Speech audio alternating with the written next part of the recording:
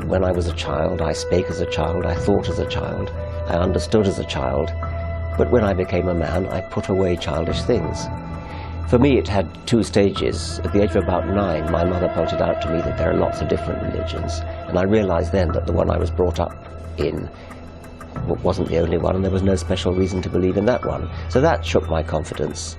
But then I was confirmed and sort of briefly took it seriously again.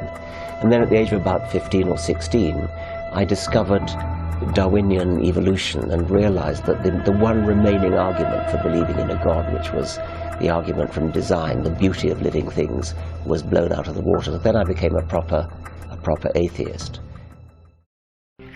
أعوذ بالله من الشيطان الرجيم بسم الله الرحمن الرحيم. The Absurdity of Atheism. Excerpt from Tawheed al-Mufaddal. Imam Ja'far al-Sadiq, peace be upon him, said, if abiogenesis, meaning spontaneous creation without specific design, can be admitted under such condition of regularity, then purposeful generation and definitely balanced creation can be the result of error and perplexity, since these two are opposed to abiogenesis. It is absurd to say that order and integrity come about without the Creator, and disorder and impropriety of design and fate comes about with the Creator.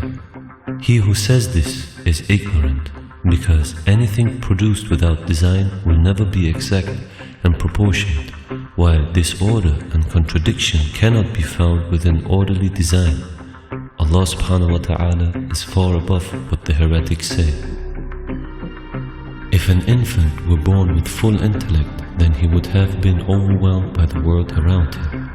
He would have felt lost in a strange world surrounded constantly by various different forms and animals.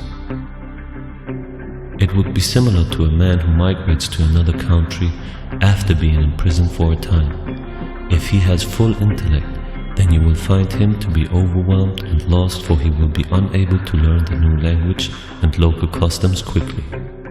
Likewise, if a person is taken prisoner to a foreign land at a young age, then you will see that he easily and quickly learns the local language and adapts more readily to the local customs.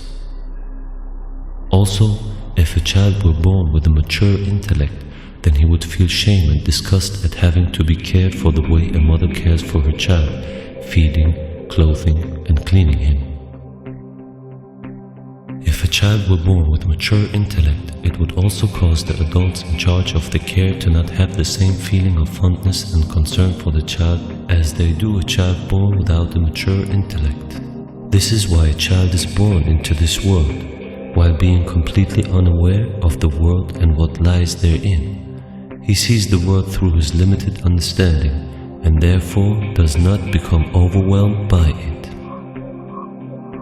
His intellect and understanding increases little by little, so as to gradually introduce him to his surroundings and accustom his brain without enticing his curiosity and causing him to be overwhelmed and confused. This enables him to receive his sustenance with content and allows him to learn life's lesson of obedience and disobedience through trials and error. There are other aspects as well, which are the reason behind an infant being born with inferior intellect. The main reason being the love and affection which is felt by the parents for their offspring would not exist, especially considering the difficulties parents face when raising and caring for their children. A child born with mature intellect would also not be in need of its parents' care, and the bond which develops between child and parent would not exist. In such circumstances, even a mother or a sister would have become like strangers to him, and as such within wedlock limits. Don't you see that everything, big or small, has been created on a flawless plan without fault or error?